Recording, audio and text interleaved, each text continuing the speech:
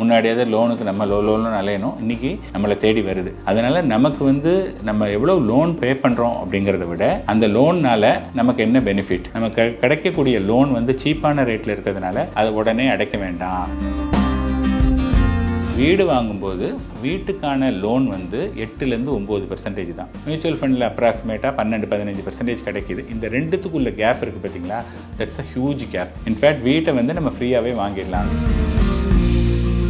ஒரு ப்ராப்பர்ட்டியுடைய விலை 1 கோடி ரூபாய். நான் அதுக்கு எவ்வளோ மினிமம் அமௌண்ட் கொடுக்கணும்? 20 லட்சம் ரூபாய் கொடுக்கணும். இந்த ரிமைனிங் 80 lakh rupees அது புட்டிட்டு என்ன மியூச்சுவல் ஃபண்ட் அது பே பண்ணி முடிச்ச உடனே இந்த 80 லட்சம் ரூபா இருக்கு இல்லையா, இந்த 80 லட்சம் ரூபா 1 கோடி ரூபாய் மினிமம் ஆகிடும். 20 லட்சத்தில் வீடு வந்துருச்சு, இந்த 1 கோடி ரூபாய் பணமும் வந்துருச்சு.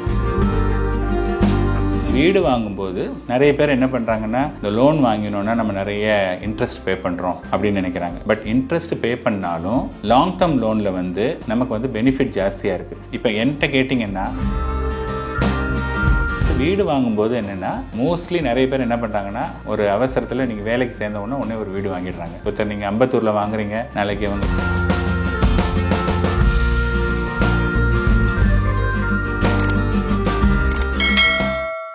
வணக்கம் சார். வணக்கம்.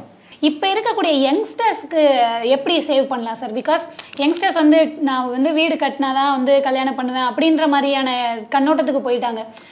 இந்த வீடு கட்டணும் அப்படின்றதுக்காக கூட என்ன லைக் டக்குன்னு கடன் வாங்குறது, லோன் வாங்குறது, இந்த மாதிரிலாம் போகிறாங்க. இது வந்து எப்படி சார் யங்ஸ்டர்ஸ்க்கு இது ஹெல்ப் ஆகுமா?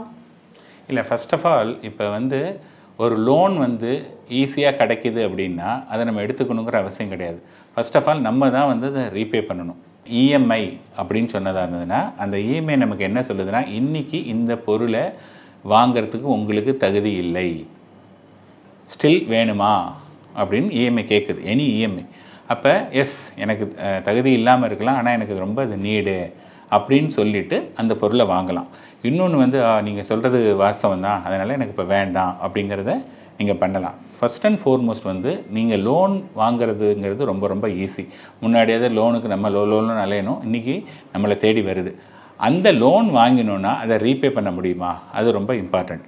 அடுத்தது வந்து யங்ஸ்டர்ஸ்க்கு வந்து என்னென்னா, most of the youngsters especially 2K kids or 90 kids இவங்கெல்லாம் வந்து என்னென்னா, தெர் இஸ் நோ டுமாரோ. இன்றைக்கி இருக்கக்கூடிய பைசாவை நான் இன்றைக்கே செலவழிச்சிடணும், நாளைக்கு இருக்குது இல்லை அதெல்லாம் பற்றி எனக்கு கவலை கிடையாது. இதுதான் மோஸ்ட் ஆஃப் த யங்ஸ்டர்ஸுடைய எண்ணம். அப்படின்னு இருக்கும்போது அவங்க என்ன நினைக்கிறாங்கன்னா, இதெல்லாம் வீடு அதெல்லாம் இது பண்ணல, இன்றைக்கி நான் வந்து என்ஜாய் பண்ணணும், அதனால் வெளியில் சுற்றணும் அல்லது ஒரு ஊருக்கு போகணும், இந்த மாதிரி உள்ளதில் தான் அவங்க பண்ணுறாங்க. இது வந்து ஒரு பேச்சுலராக இருக்கிற வரையும் ஓகே. பட் நாளைக்கு நீங்கள் ஒரு கல்யாணம் ஆயிடுச்சு அப்படின்னதாக இருந்ததுன்னா, உங்களுடைய குழந்தை, உங்களை நம்பி ஒரு குழந்தை வந்திருக்குன்னா அந்த குழந்தையோட எஜுகேஷன், குழந்தையுடைய மேரேஜ், உங்களுக்கு ரிட்டையர்மெண்ட். இப்போ நீங்கள் கவர்மெண்ட்டோ ப்ரைவேட்டோ எங்கேயுமே ரிட்டையர்மெண்ட் கிடையாது, எல்லாமே ஹையர் அண்ட் ஃபயர். யாரை வேணாலும் எப்போ வேணாலும் வேலையிலேருந்து தூக்கிடலாம். அப்போ நாளைக்கு உங்களை வேலையிலேருந்து தூக்கிட்டாங்க அப்படின்னதுன்னா ஏதோ ஒரு ரீசன் அப்படின்னா அடுத்த ஒரு 6 monthsக்கு நீங்கள் என்ன படுவீங்க, ரொம்ப கஷ்டப்படணும். அப்போ இதுக்கெல்லாம் நம்ம வந்து ப்ரொடெக்ட் பண்ணிக்கணும். அதனால இந்த யங்ஸ்டர்ஸ் வந்து நான் வந்து என்ஜாய் பண்ணக்கூடாதுன்னு நான் சொல்லலை. பட் அந்த என்ஜாய் பண்ணுறதுக்கு நம்மள்ட்ட பணம் இருக்கா, அல்லது அடுத்த மாதம் அதாவது கட்ட முடியுமா? உங்களுக்கு இஎம்ஐயில் கட்டலாம் அப்படிங்கிறதுக்காக நீங்கள் வந்து நார்மலாக இருக்கக்கூடிய ஒரு ஃபோனை வச்சுட்டு என்னத்துக்காக இன்னொரு பெரிய ஃபோன் வேணும், அல்லது 2 வீலர் ஒன்று இருக்குது, ஒரு 4 வருஷம் ஆச்சு எல்லோரும் மாற்றிட்டாங்கிறதுக்காக நம்மளும் மாற்றணுங்கிற அவசியம் கிடையாது. ஜஸ்ட் பிகாஸ் லோன் கிடைக்கிது அப்படிங்கிறனால. லோன் வாங்கினா நம்ம தான் ரீபே பண்ணணும். சார், வீடு கட்டுறதை பற்றி பார்த்துட்டு இருந்தோம். சிலர் வந்து லோன் கட்டி வீடு கட்டுவாங்க, சொந்தமாக வீடு கட்டுவாங்க. இன்னொரு சிலர் என்ன பண்ணுவாங்க அப்படின்னா வாடகை வீட்லேயே வந்து இருப்பாங்க. எது சார் பெட்டர், லோன் வீடு பெட்டரா இல்லை வாடகை வீட்லேயே இருக்குது பெட்டரா? இல்லைங்க, இப்போ வந்து பார்த்தீங்கன்னா வீடுங்கிறது வந்து ஒரு எமோஷன், புரியுதுங்களா? ஒருத்தருக்கு வந்து இன்றைக்கி இருக்கக்கூடிய எஸ்பெஷலி இந்த மிடில் கிளாஸ்க்கு வந்து நம்ம எப்படியாவது நம்ம லைஃப்பில் வந்து ஒரு வீடு வாங்கணும் அப்படிங்கிறது நிறைய பேருக்கு அது ஒரு பெரிய கனவு. அந்த கனவு நான் தப்புன்னு சொல்லலை, ஆனால் அந்த கனவுக்கான முயற்சியில் நம்ம என்ன பண்ணுறோம், புரியுதுங்களா? இப்போ நமக்கு வந்து எது இம்பார்ட்டண்ட்னா நம்மளுடைய குழந்தையோட எஜுகேஷன், குழந்தையுடைய மேரேஜ், நம்மளுடைய ரிட்டையர்மெண்ட், இதுதான் ஹைலி இம்பார்ட்டண்ட். அதுக்கப்புறம் தான் நமக்கு காரோ வீடோ அதுக்கப்புறம் தான். ஏன்னா இதெல்லாம் வந்து நம்ம முன்னோர்கள் வந்து எல்லா அப்பா அம்மாவும் காரும் வீடும் கொடுத்துட்டு போயிருக்காங்களே, கொடுத்துட்டு போகல, கரெக்டாக?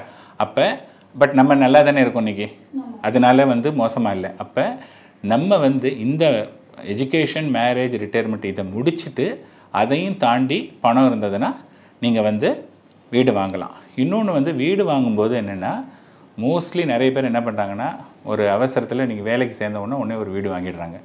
வீடு வாங்கினா நாளைக்கு அந்த வீடு நமக்கு ஓரளவுக்கு கம்ஃபர்டபுளாக இருக்குமா? நாளைக்கு ஒருத்தர் நீங்கள் அம்பத்தூரில் வாங்குறீங்க, நாளைக்கு அவங்கள வந்து ஓஎம்ஆரில் போட்டாங்கன்னா எப்படி டெய்லி அங்கே போயிட்டு வர முடியுமா?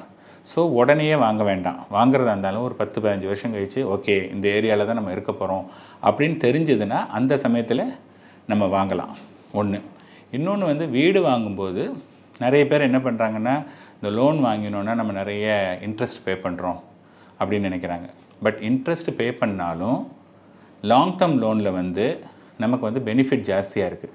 அதனால் நமக்கு வந்து நம்ம எவ்வளோ லோன் பண்ணுறோம், எவ்வளோ லோன் பே பண்ணுறோம் அப்படிங்கிறத விட அந்த லோன்னால் நமக்கு என்ன பெனிஃபிட். இப்போ என்கிட்ட கேட்டிங்கன்னா, ஃபார் எக்ஸாம்பிள் என்கிட்ட 1 கோடி ரூபாய் இருக்குது, ஒரு ப்ராப்பர்ட்டியுடைய விலை 1 கோடி ரூபாய் அப்படின்னா எல்லோரும் என்ன நினைப்பாங்க, இந்த 1 கோடியை தூக்கி அங்கே கொடுத்துட்டோன்னா ப்ராப்பர்ட்டி நமக்கு வந்துடும். இதுதான் வந்து ஸோ தட் நமக்கு வந்து எந்த விதமான இது கடனே இல்லை, நிம்மதியாக இருக்கலாம். இதுதான் typical behaviour of most of the people. So நான் வந்து என்ன பண்ணுவேன்னா, அந்த 1 கோடி என்கிட்ட இருந்ததுன்னா நான் அதுக்கு எவ்வளோ மினிமம் அமௌண்ட் கொடுக்கணும், 20 லட்ச ரூபா கொடுக்கணும் அப்ஃப்ரண்ட் 20%. அந்த 20 லட்ச ரூபாய் கொடுத்துட்டு த ரிமைனிங் 80 lakh rupees அது புட்டிட்டு என்ன மியூச்சுவல் ஃபண்ட். அங்கே இஎம்ஐ என்ன வரும்னா ஒரு 75,000 வரும். இந்த 80 லட்ச ரூபா நான் போட்டிருக்கேன் இல்லையா, இதுலேருந்து மாதம் 75,000 ரூபா அது பே பண்ணிகிட்டே இருக்கும். அது 15 வருஷமோ 20 வருஷமோ 25 வருஷமோ அது பே பண்ணி முடித்த உடனே இந்த 80 லட்ச ரூபா இருக்கு இல்லையா, இந்த 80 லட்ச ரூபா 1 கோடி ரூபா மினிமம் ஆகிடும். அப்போ இந்த மாதிரியான மெத்தடில் எனக்கு வீடும் வந்துருச்சே, 20 வருஷத்தில் வீடும் வந்துருச்சு, இந்த 1 கோடி ரூபா பணமும் வந்துருச்சு. மொதல் கேஸில் நீங்கள் அங்கே கொடுத்துட்டீங்க, உங்கள்கிட்ட வந்து வீடு தான் வந்தது, பணம் போயிடுச்சு. கரெக்டாக? ஏன்னா வீட்டுக்கான லோன் வந்து 8லேருந்து 9% தான். உடனே இதை பார்க்குறவங்க என்ன சொல்லுவாங்க, இல்லை 10% ஏறி போச்சு. நடுவில் ஏறி போகும், பட் ஆவரேஜாக 8 to 9 தான். கோயிங் ஃபார்வர்ட் இந்தியா வந்து ஒரு வளரும் கண்ட்ரி அப்படிங்கும்போது டெஃபினட்டாக இன்ட்ரெஸ்ட் ரேட்டு கம்மியாகும். ஸோ 8 to 9% இதில் கிடைக்கிது. மியூச்சுவல் ஃபண்டில் அப்ராக்சிமேட்டாக 12-15% கிடைக்கிது. இந்த ரெண்டுத்துக்குள்ள கேப் இருக்குது பார்த்தீங்களா, that's a huge gap. So அதனால தான் நம்ம என்ன சொல்கிறோன்னா, நம்ம கிடைக்கக்கூடிய லோன் வந்து சீப்பான ரேட்டில் இருக்கிறதுனால அதை உடனே அடைக்க வேண்டாம். அதை வந்து when you invest in a mutual fund that will give you better return, so that in fact வீட்டை வந்து நம்ம ஃப்ரீயாகவே வாங்கிடலாம். இப்போ நான் சொன்ன கேஸில் பார்த்தீங்கன்னா வீடு ஃப்ரீயாகவே கிடைச்சிச்சா இல்லையா, மணி அப்படியே இருக்குது, வீடும் கிடைச்சிருச்சு. நீங்கள் எமோஷ்னலாக பார்த்தீங்கன்னா நீங்கள் அதை பண்ண மாட்டீங்க. எமோஷ்னலாக இல்லை அப்படின்னா இந்த மெத்தடை நீங்கள் ஃபாலோ பண்ணலாம். சார், இப்போ சொன்னீங்க யங்ஸ்டர்ஸ் வந்து ஆட்டோமொபைல்ஸ் இன்வெஸ்ட்மெண்ட் அதிகமாக பண்ணுறாங்க அப்படின்றது, இது என்ன மாதிரியான இம்பேக்ட்ஸை க்ரியேட் பண்ணும் சார் யங்ஸ்டர்ஸ் மத்தியில்? இல்லை, யங்ஸ்டர்ஸ் மத்தியில் வந்து பார்த்தீங்கன்னா இன்றைக்கி எல்லாருமே வந்து யங்ஸ்டர்ஸ் எல்லாம் they are called attention seekers. புரியுதுங்களா? இப்போ ஒரு சோஷியல் மீடியாவில் இருக்கும், அல்லது நான் வந்து ஒரு கார் வச்சா தான் மற்றவன் என்ன பார்ப்பான். ஒரு லேடிஸ் வந்து பார்த்தோன்னா இந்த மாதிரி நான் நல்லா ட்ரெஸ் பண்ணால் தான் நிறைய பார்ப்பாங்க, அல்லது ஒரு நகை போட்டுட்டு இருந்தால் தான் பார்ப்பாங்க. ஸோ இது எல்லாமே வந்து என்னென்னா, நம்ம வந்து we are giving more importance to what others think about us. அதுக்கு தான் நம்ம இம்பார்ட்டன்ஸ் கொடுக்குறோம். அப்போ நீங்கள் வந்து அடுத்தவங்க நம்மளை பற்றி என்ன நினைப்பாங்கன்னு திங்க் பண்ணீங்க அப்படின்னதுன்னா அதுக்கு தெர் இஸ் நோ எண்டு. நான் சொன்னேன் இல்லையா, ஒன்று தேவை, இன்னொன்று வந்து விருப்பம்.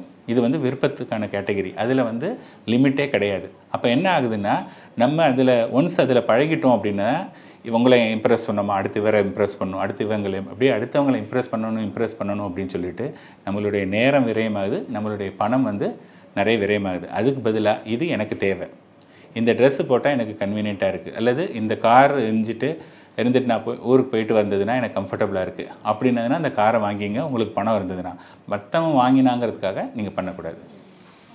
சார், சேவிங்ஸ், இன்வெஸ்ட்மெண்ட் போன்ற பல்வேறு தகவல்களை எங்களோட பகிர்ந்துக்கிட்டதுக்கு ரொம்ப நன்றி சார். நன்றி மேடம், தேங்க்யூ.